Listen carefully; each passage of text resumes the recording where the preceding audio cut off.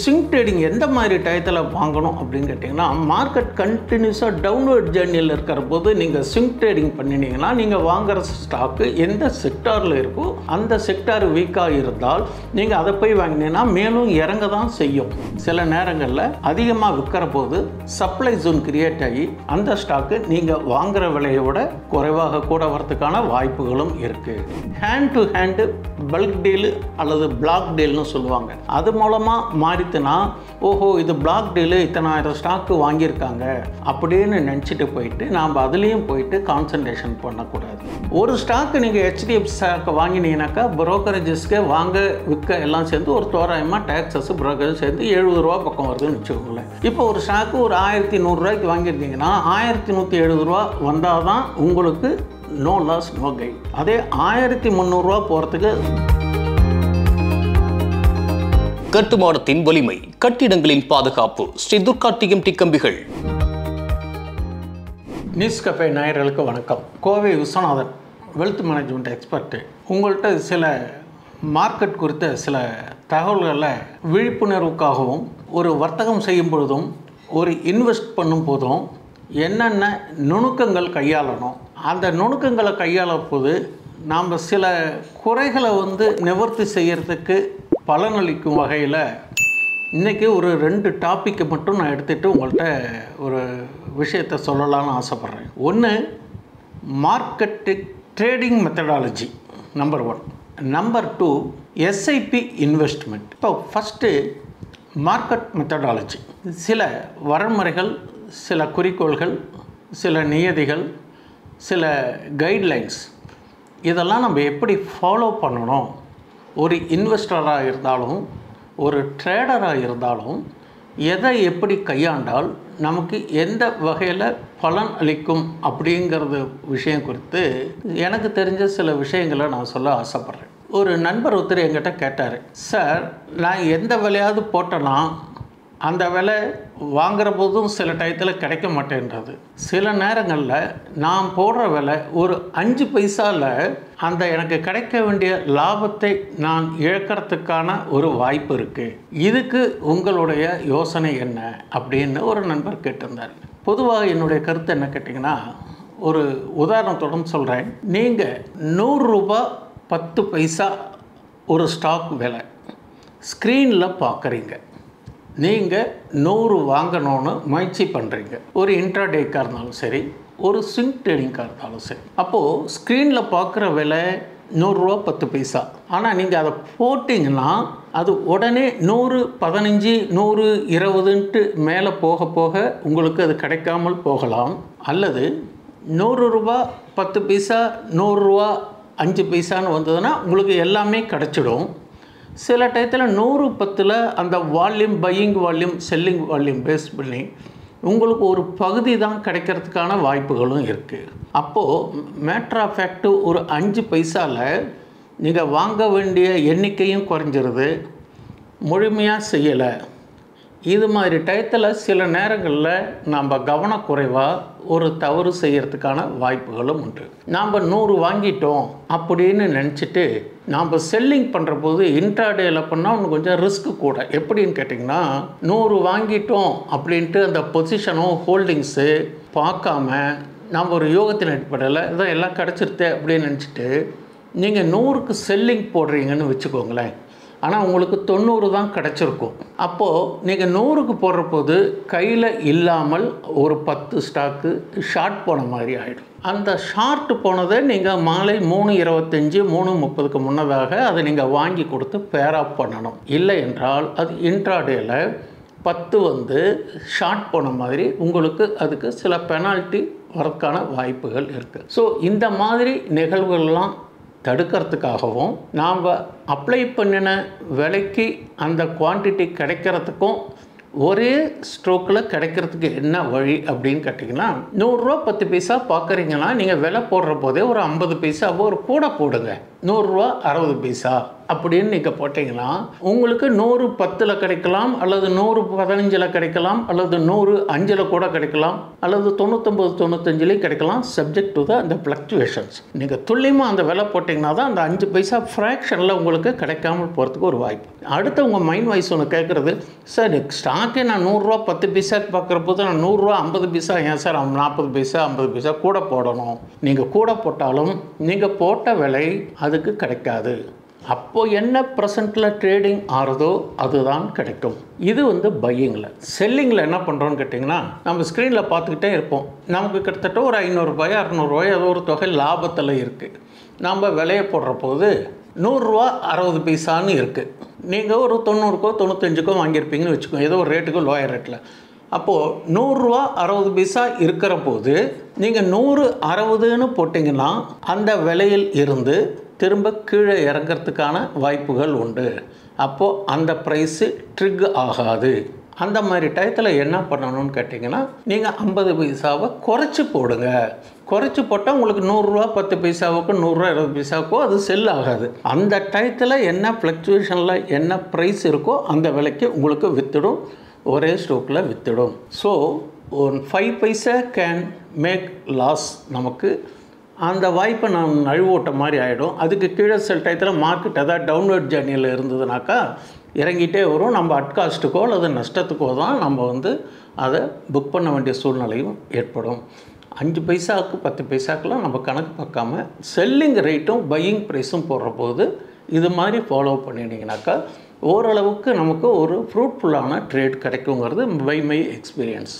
அடுத்த விஷயம், ட்ரேடிங்கில் சில யுக்திகள். ஒரு ஃபண்டு மேனேஜர் எய்தர் மியூச்சுவல் ஃபண்டோ அந்நிய முதலீடோ அல்லது பெரிய பிரபலங்கள் சில ஆயிரக்கணக்கான ஸ்டாக்கை ஒன்று ஃபோக்கஸ் பண்ணி வாங்குவாங்க. நமக்கு அந்த செய்தி எப்போ தெரியும்னு கேட்டிங்கனாக்கா, அன்று மாலையோ அல்லது இரவுலாம் நமக்கு மீடியா மூலமாகவோ செய்தித்தாள் மூலமாகவோ அல்லது எதுலேயோ ஒன்றில் நம்ம தெரிஞ்சுக்கிறோம். இப்போ அந்த மாதிரி ஸ்டாக்கு அவங்க வாங்குகிறாங்க, நாம் ஏன் சார் அதை வாங்கக்கூடாது? அதை வாங்கினா ஏற தானே செய்யும், அவங்க ஏறும் நோக்கத்தில் தானே வாங்குகிறாங்க அப்படின்னு நீங்கள் கேட்கலாம். அவங்க வாங்குகிற எதிர்பார்ப்பு குறுகிய கால முதலீடா, இல்லை ஏற்கனவே இருக்கிறத அக்யூமுலேஷன் பண்ணுறாங்களா, இல்லை தொலைதூர பார்வையில் வாங்குறாங்களாங்கிறது உங்களுக்கும் தெரியாது, எனக்கும் தெரியாது. அந்த ஸ்டாக்கு அப்போ ஏறி இருக்கும். அப்போ அவங்க வாங்கினாலும் அது டிமாண்டில் க்ரியேட் ஆகி ஏறி இருக்கும். அதை போய் நீங்கள் மறுபடியும் வாங்குகிற போது அவங்க விற்கிறதும் உங்களுக்கு தெரியாது.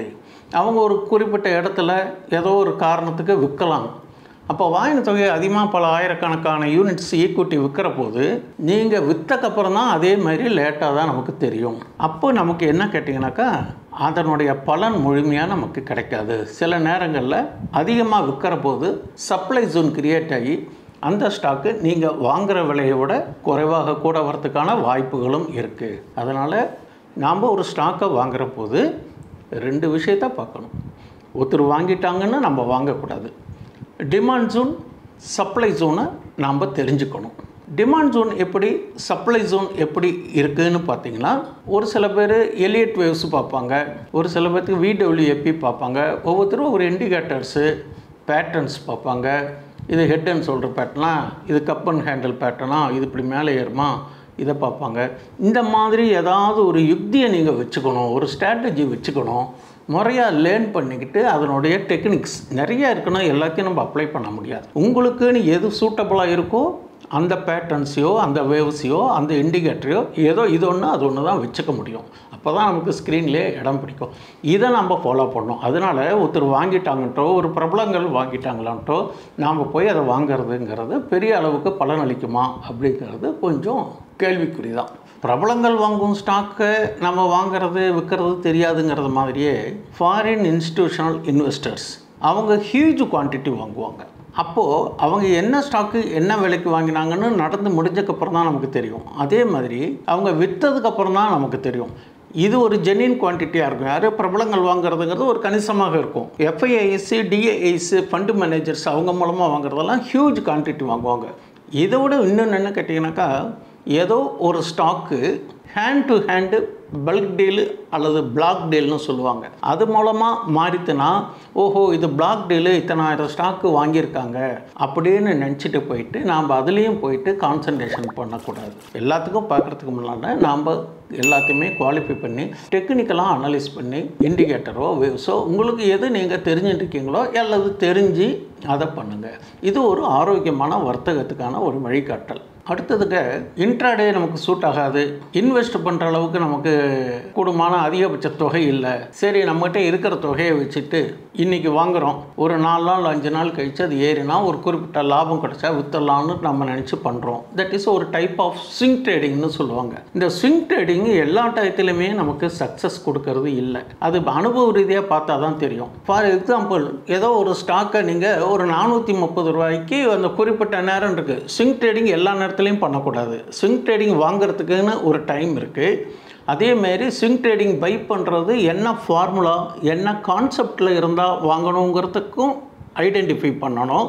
கூட ஸ்விங் ட்ரேடிங் பண்ணுற போது அந்த ஸ்டாக்கு ஒன்றா மிட் கேப்பாக இருக்கணும் அல்லது லார்ஜ் கேப்பாக இருந்தால் ஓரளவுக்கு நீங்கள் எதிர்பார்க்கறத கொடுக்குற அளவுக்கு நமக்கு வாய்ப்புகள் இருக்குது. அப்படி ஸ்விங் ட்ரேடிங் எந்த மாதிரி டயத்தில் வாங்கணும் அப்படின்னு கேட்டிங்கன்னா, மார்க்கெட் கண்டினியூஸாக டவுன்வர்ட் ஜேர்னியில் இருக்கிற போது நீங்கள் ஸ்விங் ட்ரேடிங் பண்ணினீங்கன்னா நீங்கள் வாங்குகிற ஸ்டாக்கு எந்த செக்டாரில் இருக்கோ அந்த செக்டார் வீக்காக இருந்தால் நீங்கள் அதை போய் வாங்கினீங்கன்னா மேலும் இறங்க தான் செய்யும். அப்போது அந்த ஸ்விங் ட்ரேடிங்னுக்கு நம்ம ஒரு வாரம் 10 நாள் அல்லது 15 நாள்னு ஒரு டைம் பவுண்டு வச்சு பண்ணுற போது நமக்கு நிர்ணயிக்கப்பட்ட டார்கெட்டு பெரிய அளவில் விரைவில் கிடைக்கிறதுக்கு வாய்ப்பு இல்லாமல் போயிடும். இதுக்கு என்ன கேட்டிங்கன்னா, நீங்கள் ஸ்டாப் லாஸ் போட்டாலும் அது ட்ரிக் ஆகிடும். இந்த மாதிரி ஸ்விங் ட்ரேடிங் பண்ணுற போது ஒரு முன்னெச்சரிக்கை நடவடிக்கையாக உங்கள்கிட்ட ஒரு 50,000 ரூபா ஒரு பணம் இருக்குதுன்னு வச்சுக்கோங்களேன். அந்த 50,000 ரூபாய்க்கு நீங்கள் ஒரு 30,000 ரூபாய்க்கு மட்டும்தான் ஸ்விங் ட்ரேடிங் பண்ணுறதுக்கு ஷார்ட் டைமாக ஒரு இன்வெஸ்ட்மெண்ட் பண்ணணும். ஏன்னா நம்ம எதிர்பார்த்த மாதிரி நம்மளுடைய பர்சன்டேஜஸ் அது கிடைச்சதுன்னா பரவாயில்லை, கிடைக்கல அப்படின்னா அந்த ஸ்டாக் இறங்கிட்டுனா ஒரு இடத்துல அக்யூமுலேட் பண்ணணும். அக்யூமுலேட் பண்ணுறதுக்கு நமக்கு பணம் தேவை. இல்லை என்றால் அக்யூமுலேட் பண்ண தவறிட்டால் நம்ம வாங்கின விலையை விட அது மறுபடியும் மேலே எத்தனை விலை போகிறதுன்னு பார்க்குறவர்களையும் நமக்கு கால அவகாசம் நீட்டிக்கும். அப்போ நம்ம வாங்கினோன்னே இறங்கிடுத்து ஏறவே இல்லை, ஸ்விங் ட்ரேடிங் எனக்கு சக்ஸஸ் ஆகலைன்னு சொல்லக்கூடாது. இதுதான் நம்ம ட்ரேடிங் மெத்தடாலஜியில் இது ஒரு ட்ரேடிங் மெத்தடாலஜி. ஒரு ஸ்டாக் மார்க்கெட்டில் என்ன ஒரு டைவர்சிஃபிகேஷன் அப்படின்னு சொன்னால், வெவ்வேறு செக்டாரில் வாங்கி போகிறது தான் டைவர்சிஃபிகேஷன்னு கிடையாது. டைவர்சிஃபிகேஷன்னா ஈக்விட்டி ஒரு பகுதி, கோல்டில் ஒரு பகுதி, either gold or ETF gold, இன்னொன்று கரன்சி, இன்னொன்று பாண்டு அல்லது ட்ரெஷரிபிள். இது மாதிரி 4ஆக பிரித்து வச்சு பகுதியாக பண்ணுறது தான் ஒரு டைவர்சிஃபிகேஷன் அப்படின்னு சொல்லுவாங்க. ஒரு சில நண்பர்கள் என்ன பண்ணுறான்னு கேட்டிங்கனாக்கா, ஒவ்வொரு செக்டார்லேயும் 2, 3, 5, 10ன்னு வாங்கிக்கிறாங்க. ஒரு நண்பர் ஒருத்தர் சொல்கிறாரு, சார் நாங்கள் டைவர்சிஃபிகேஷன்லாம் சொன்னாங்கன்னு சொல்லி வாங்கினேன், எவ்வளோ ஸ்டாக்கு வச்சுருக்கீங்கன்னாட்டா 64 ஸ்டாக்கு வச்சுருக்கேன். 64 ஸ்டாக்கு வச்சா எல்லா செக்டார்லேயும் கலந்து வாங்கியிருக்கார். எது நமக்கு செக்டாரை அனலைஸ் பண்ணணும், அந்த செக்டாரில் எந்த ஸ்டாக்கு டெக்னிக்கலாக நமக்கு டிமாண்டில் இருக்குதுன்னு பார்க்கணும். அது சப்ளை ஜோனில் இருக்கா டிமாண்ட் ஜோனில் இருக்கா. சரி, அதே மாதிரி ஸ்டாக்கை வாங்குற போது நான் HDFC ஸ்டாக்கு 2 வாங்கினேன், 10,000 ரூபாய்க்கு இருக்கிற ஸ்டாக்கு அது ஒன்று வாங்கினேன், டிக்ஸான் மாதிரி ஸ்டாக்கை நான் 1 வாங்கினேன், அது 13,000 அப்படிலாம் வாங்கினா நீங்கள் அது வாங்கி நம்ம அந்த ப்ரைஸ் டார்கெட் வரத்துக்கு கால அவகாசம் ஆகும். ரெண்டாவது எது வேணாலும் வாங்கிறதுக்கு விற்கிறதுக்கு ப்ரோக்கரேஜஸ்ஸு டேக்ஸு இந்த மாதிரி எக்ஸ்ட்ரா எக்ஸ்பென்சஸ்லாம் இருக்குது பார்த்தீங்களா. ஒரு ஸ்டாக்கு நீங்கள் HDFC ஸ்டாக்கை வாங்கினீங்கன்னாக்கா ப்ரோக்கரேஜஸ்க்கு வாங்க விற்க எல்லாம் சேர்ந்து ஒரு தோராயமாக டேக்ஸஸ் ப்ரோக்கரேஜ் சேர்ந்து 70 ரூபா பக்கம் வருதுன்னு வச்சுக்கோங்களேன். இப்போ ஒரு ஸ்டாக்கு ஒரு 1,100 ரூபாய்க்கு வாங்கியிருந்தீங்கன்னா 1,170 ரூபா வந்தால் தான் உங்களுக்கு நோ லாஸ் நோ கெயின். அதே 1,300 ரூபா போகிறதுக்கு ரொம்ப நாள் எடுத்துக்கும். அதில் போய் 10 ஸ்டாக்கை போய் நான் 10,000 ரூபாய்க்கு போட்டு வாங்கினேன். அதேமாரி சன் ஃபார்மா போய் வாங்கினேன், டாக்டர் ரெட்டி வாங்கினேன், IDFC வாங்கினேன், சவுத் இண்டியன் பேங்க் வாங்கினேன். இப்படியெல்லாம் பிரித்து வாங்கவே கூடாது. நீங்கள் ஃபஸ்ட்டு அனலைஸ் பண்ணணும், எங்கிட்ட 30,000 ரூபாய் இருக்குது, 30,000 ரூபாய் இருந்தால் ஒரு 2 ஸ்டாக்கை அனலைஸ் பண்ணி வாங்கணும். அப்படி வாங்கினால்தான் உங்களுக்கு அந்த கணிசமான ஒரு ப்ராஃபிட் வரும்போது ஒரு 400 ரூபாவோ 500 ரூபாயோ கிடச்சி மற்ற ஃபார்மாலிட்டிஸ்லாம் போக ஒரு 350 ரூபா நிற்கும். இப்படி பண்ணுறது தான் ஒரு ஹெல்த்தியான ட்ரேடிங். நீங்கள் எல்லா ஸ்டாக்கையும் ஒரு 60 ஸ்டாக் வாங்கி வச்சுக்கிட்டு எது ஏறித்து எது இறங்கித்து எதை விற்கிறது எதை வாங்குறதுன்னு ஒன்றுமே உங்களுக்கு அனலைஸ் பண்ண முடியாது. அது ஒரு ஃபுல்ஃபில் ஆகாது. அதனால் ஒரு ஸ்டாக்கை வாங்குற போது ஸ்மால் ட்ரேடர்ஸ் குறைந்த அளவில் பணம் இருந்ததுன்னா ஒரு 2 ஸ்டாக்கை வாங்கிக்கணும். இருக்கிற தொகையில் 50 to 60% தான் வாங்கணும். எல்லா அமௌண்ட்டுக்கும் போய் வாங்கக்கூடாது. மீதி அமௌண்ட்டை ஸ்பேர் வச்சுக்கிட்டா தான் நீங்கள் அக்யூமுலேட் பண்ணி அட்காஸ்ட்டில் அல்லது லாபத்தில் வெளியில் வரதுக்கான வாய்ப்புகள் இந்த சந்தை கொடுக்கும். மார்க்கெட்டை யாரும் ப்ரெடிக்ட் பண்ண முடியாது. At any time anything may be happened without any notice. அதனால் நம்ம ஆற்று நீருடன் போய் பழகிக்கணும். ட்ரெண்ட் இஸ் அவர் ஃப்ரெண்டுன்னு பார்த்துக்கணுமே தவிர நீரை எதிர்த்து நம்ம போராட வேண்டாம். எகென்ஸ்ட் த மார்க்கெட்டு நம்ம ட்ரேடு பண்ணுறது நாட் அட்வைசபிள். ஷார்ட் டைமுக்கு ஒரு ஸ்டாக்கு நீங்கள் வாங்குறீங்க அப்படின்னா அதுக்குன்னு சில பேசிஸ் இருக்குது. அது எப்படி நீங்கள் கண்காணித்து வாங்கணுங்கிறதுக்கு ஒரு சின்னதாக ஒரு டிப்ஸு தரேன். இப்போது ஏதோ ஒரு ஸ்டாக்கு டிவிடெண்ட் தரப்போகிறாங்க, ரைட் இஷ்யூ தரப்போகிறாங்க, மெர்ஜர் பண்ணுறாங்க, டிமெர்ஜர் பண்ணுறாங்க, போனஸ் தராங்க, ஏதாவது ஒரு அறிவிப்புகள் வந்துக்கிட்டே இருக்கும்.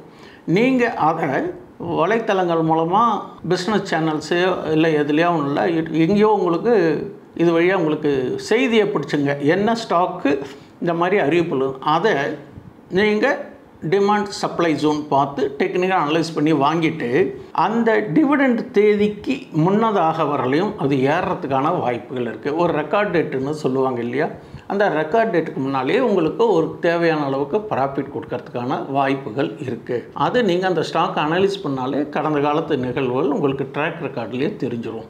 இது மாதிரி பண்ணினீங்கனாக்கா ஒரு ஷார்ட் டைமுக்கு அப்பப்போ பண்ணுறதுக்கான ஒரு பலன் அடையிறதுக்கான வாய்ப்புகள் இருக்குது. சார், இப்போ ட்ரேடிங் இல்லாமல் swing trading, short time trading, investment இதெல்லாம் பண்ணுறாங்க. சில பேர் என்ன நினைக்கிறாங்கட்டா, சார் என்கிட்ட அந்தளவுக்கு இன்வெஸ்ட்மெண்ட் பண்ணுறதுக்கெல்லாம் ஆயிரக்கணக்கில் லட்சக்கணக்கில் பணம் இல்லை சார், நான் ஒரு கொஞ்சம் கொஞ்சமாக சேமிப்பு வழிக்கு இந்த சந்தையில் ஏதாவது வழி உண்டா அப்படின்னு நீங்கள் கேட்கலாம். இந்த சந்தை என்பது கடந்த ஒரு சில ஆண்டுகளாகவே பார்த்தீங்கன்னாக்கா இன்வெஸ்ட்மெண்ட்டுக்கு பெருசாக பலன் அளிக்கலை. கோவிட்டில் இன்வெஸ்ட்மெண்ட் பண்ணினவங்களுக்கு அந்த 2 ஆண்டுகளில் நல்ல பலன் கொடுத்தது. அதே மாதிரி 2008 2010 50 ரூபா 60 ரூபா 100 ரூபாய்க்கு வாங்கின ஸ்டாக்கு இன்றைக்கி 1500 ரூபா 2000 ரூபா இருக்குது, அவங்களுக்கு பலன் அளிக்கலாம். இப்போ ஹையஸ்ட்டு ரேட்டு இப்போ எல்லாமே இருக்குது.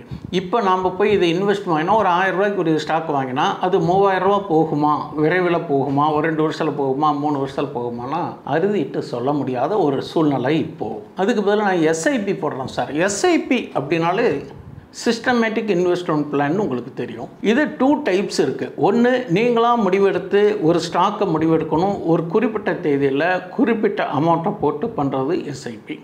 சரி, எனக்கு அதெல்லாம் தெரியாது, அந்த மாதிரி விஷயங்களுக்கெல்லாம் எனக்கு அனுபவம் இல்லை, நான் ஏதாவது மியூச்சுவல் ஃபண்டில் எஸ்ஐபி போடுறேங்க அப்படின்னு சொன்னீங்கன்னா நீங்கள் எந்த மியூச்சுவல் ஃபண்ட்ஸில் போனாலும் அது உங்களுக்கு இடிஎஃப் போடலாம் அல்லது ஸ்டாக்கில் போடலாம்.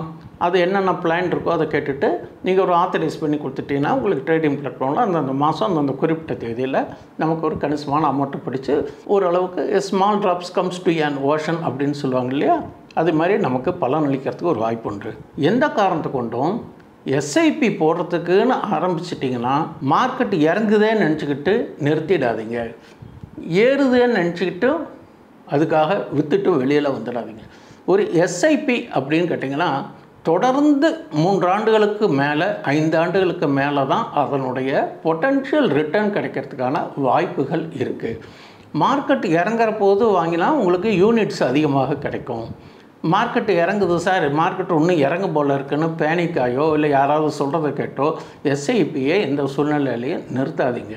அப்போ தான் உங்களுக்கு ஆவரேஜ் பண்ணி ஒரு அவுட்புட்டு பொட்டன்ஷியல் ரிட்டர்ன் கிடைக்கிறதுக்கான வாய்ப்புகள் இருக்குது. இந்த மாதிரி சில யுக்திகள்லாம் கேட்டுட்டு நீங்கள் தீர விசாரித்து ஒரு முடிவெடுத்து ஒரு எஸ்ஐபி பண்ணுறதுங்கிறது ஒரு ஆரோக்கியமான ஒரு சேமிப்புக்கு வழிகாட்டலுங்கிறது என்னுடைய கருத்து.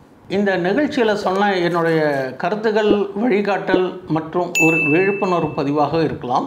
நீங்கள் இதில் உங்களுக்கு ஏற்கனவே தெரிஞ்சால் பரவாயில்ல, தெரியாதவங்க இந்த பாயிண்ட்ஸ் எல்லாம் டிப்ஸ் எல்லாம் ஒரு வழிகாட்டலாக எடுத்துகிட்டு பலன் அடைகிறதுக்கு இன்னும் சிறப்பாக சொல்லணும்னு ஆசைப்பட்றேன். போதிய கால அவகாசம் இல்லை. மீண்டும் அடுத்த நிகழ்ச்சியில் இன்னும் கூடுதலான தகவலுடன் சந்திப்போம். நன்றி. இந்த வீடியோ உங்களுக்கு பிடிச்சிருந்தா லைக் பண்ணுங்க, ஷேர் பண்ணுங்க, கமெண்ட் பண்ணுங்க, மறக்காம பெல் பட்டனை கிளிக் பண்ணிட்டு சப்ஸ்கிரைப் பண்ணிடுங்க.